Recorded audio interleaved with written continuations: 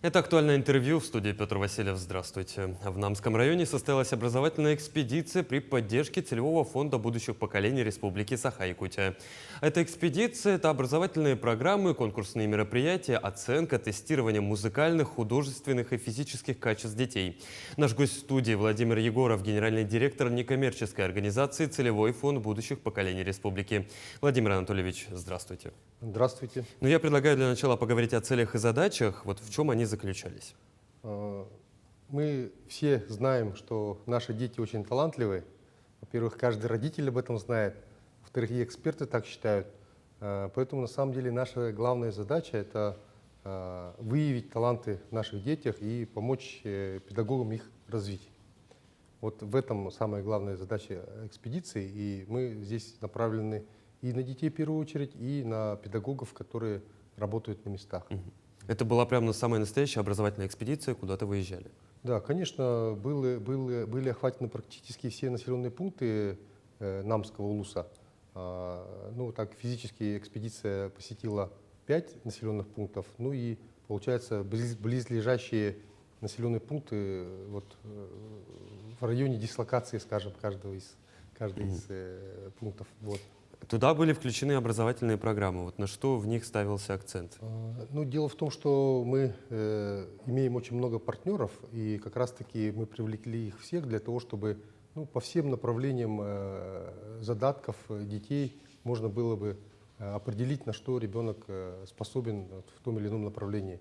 С нами были и Якутская балетная школа, и Высшая школа музыки, и Малая академия наук, Республиканский центр подготовки спортивного резерва, Центр опережающей профессиональной подготовки, Якутский техникум, технологический техникум сервиса, наш парк будущих поколений. То есть на самом деле у нас была довольно-таки серьезная такая экспедиция, охватившая более 1500 детей и почти под 300 педагогов. И самое главное – всестороннее развитие. Да. Владимир Анатольевич, какова роль Целевого фонда будущих поколений в организации и поддержке данной экспедиции? Понятно, что мы финансовый орган, и прежде всего от нас ждут такой финансовой, материальной поддержки. Но кроме этого, мы, как сама организация, состоим из довольно таких креативных молодых людей, таких, которые тоже горят желанием помогать нашим детям развиваться. Поэтому они участвовали и в такой организационной части, вообще в проведении этих мероприятий. И мы, конечно, оказываем еще и информационную поддержку. Поэтому, в общем-то, мы все в одном таком, можно сказать, партнерском ключе отработали эту экспедицию. Мы уже с вами кратко обсудили то, какие программы в себя включала экспедиция. Если не секрет, какие навыки получили дети, и самое главное, как отреагировали? Надо сказать, что я перечислил эти организации, да, а так на самом деле мы рассматриваем, получается, по 4 направлениям. Да. Направления — это и спорт, и искусство, это и наука, и креативная индустрия. Вот эти 4 направления — это направление деятельности регионального центра по выявлению и поддержке одаренных детей, в которые базовыми считаются 4 организации, про которые я говорил, да. Кроме этого, получается, что мы провели не только тестирование и, можно сказать, отбор детей, отбор, наверное, не совсем правильно, но, скажем, просмотр детей, да, и обучающие семинары для педагогов по направлениям проектной деятельности, олимпиадной деятельности, и, конечно же, наши тренеры, педагоги, именно по спортивному направлению также с коллегами много поработали по именно тому, как на местах работать с нашими талантливыми детьми. А обратную связь получили уже от этих талантливых детей? Конечно, и вообще говоря, есть достаточно такие неплохие, можно сказать, результаты этой экспедиции в виде выявленных таких особо ярких таких звездочек, да.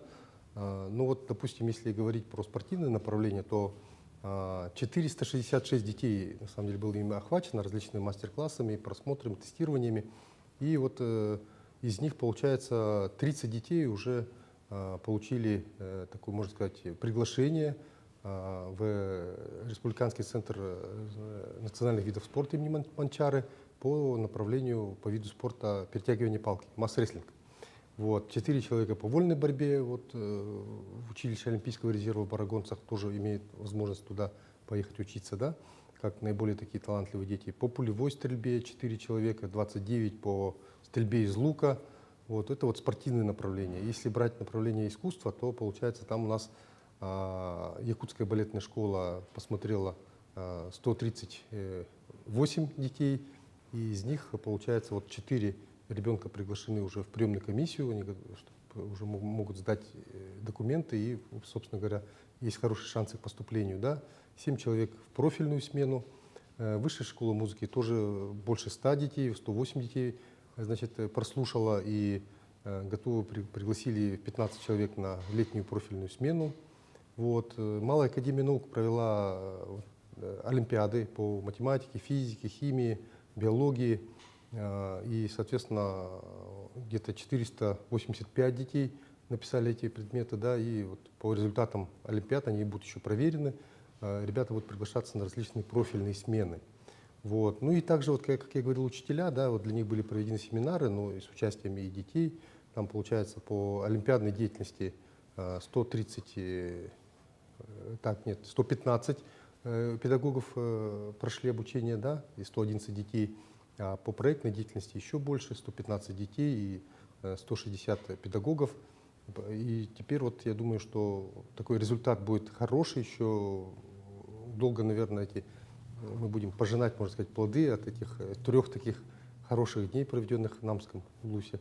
То есть это получился такой творческий, спортивный, научный резерв в миниатюре? Ну, в общем-то, да, ну, я бы не сказал даже вот резерв именно, да, там на самом деле понятно, что есть и резерв, а... Путевка в будущее. Да, путевка в будущее. Кстати говоря, там я еще вот некоторые направления тоже интересные не перечислил, это вот и по шахматам был проведен турнир, по мастер-классу по игре ГО, такой древней восточной игре, очень популярна сейчас, да.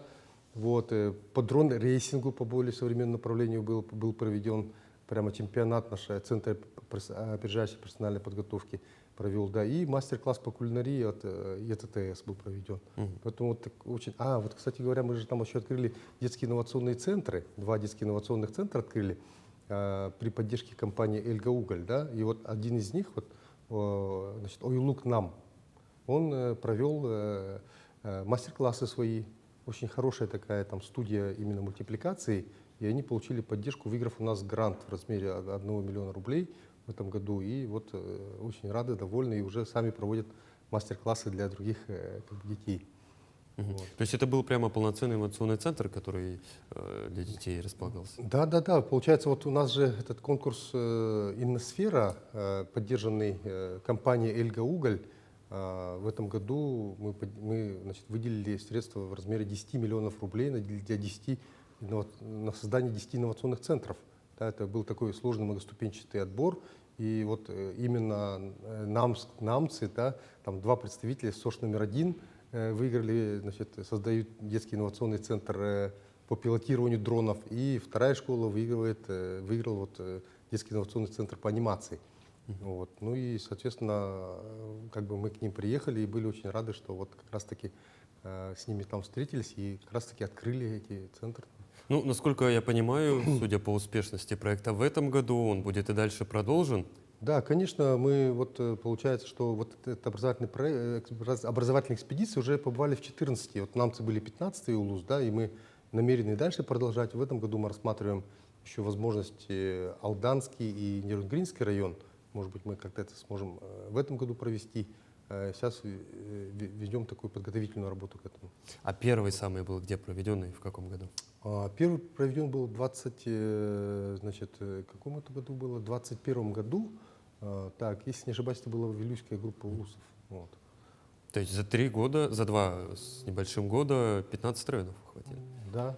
А планируете еще в ближайшее время? Ну, в ближайшее время, вот как я сказал, Алданский, Нерюнгринский, ну и будем дальше, как говорится, ну, должны охватить все, в конце концов. Ну, если планируете Алданский и Нерюнгринский, я так понимаю, там и планка будет смещена, и график, там же очень много промышленников.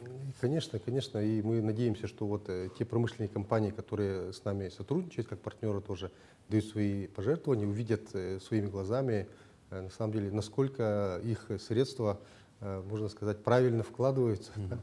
А следите как-то вот за детьми, выпускниками этой экспедиции прошлых лет, чем они сейчас занимаются? Ну, тут еще пока рано, да, 21 год, Тем а так вообще, конечно, вот в этом направлении мы работаем на самом деле давно, и многие наши ребята уже сегодня создают уже проекты не детские, а взрослые, скажем, вот у нас ребята, которые занимались космическими технологиями, вот уже второй год сейчас работают над проектом запуска якутского космического спутника на орбиту. Создали свою такую, значит, организацию Якутской аэрокосмические системы. Это Да, тоже ну, ваши дети, да? да, да, это вот тоже такие, можно сказать, результаты нашей работы, да. Владимир Анатольевич, а в целом какие планы у Целевого фонда будущих поколений по поддержке образовательных проектов республики и в целом нашей талантливой Ну, у молодежи? нас, конечно, планов очень много, есть и большие стратегические. Вот недавно Арсений Сергеевич 26 сентября дал поручение фонду о подготовке концепции научно-технологического кластера Ленский край в селе Актемцы на родине первого президента. Да, мы над этим вот сейчас вплотную начинаем работать. Вот. Ну, а если ближайшие конкретные планы, вот мы буквально вчера действительно в Намцах объявили конкурс «Эко-шаг», конкурс, значит, направленный по экологическому направлению. Вот. 4 там направления: эко-волонтерство, значит, эко-туризм, эко-просвещение и чистые берега. Вот. Могут участвовать любые образовательные организации дошкольного образования, дополнительного образования, школьного образования, вот такие категории, да, и представлять вот свои проекты по экологии. Сумма грантов до 200 тысяч рублей. Заявка принимается до 19 ноября, так что приглашаем организации к участию. Ну, это вот экологическая повестка. Если говорить про научный кластер, про который вы упомянули ранее, что это будет? Да.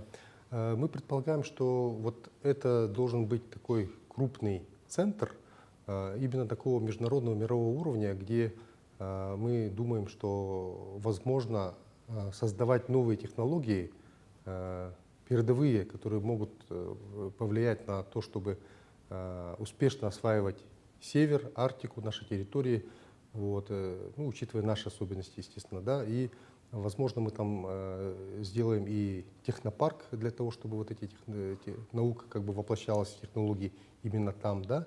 Ну и также думаем над научно-технологическим университетом, чтобы вот та наша молодежь, которая сегодня наиболее вот активна именно в научном своем творчестве, да, которая проходит через Малую академию наук, могла, обучаясь в лучших вузах страны и мира, в общем-то, приехав к себе на родину, быть полезной и востребована, вот, чтобы их таланты могли быть раскрыты именно здесь. Это вот, то есть, по аналогии можно считать с московскими крупными вот этими технологическими пригородами, да? Да, совершенно верно. Сколково, да. Сколтех, например, да.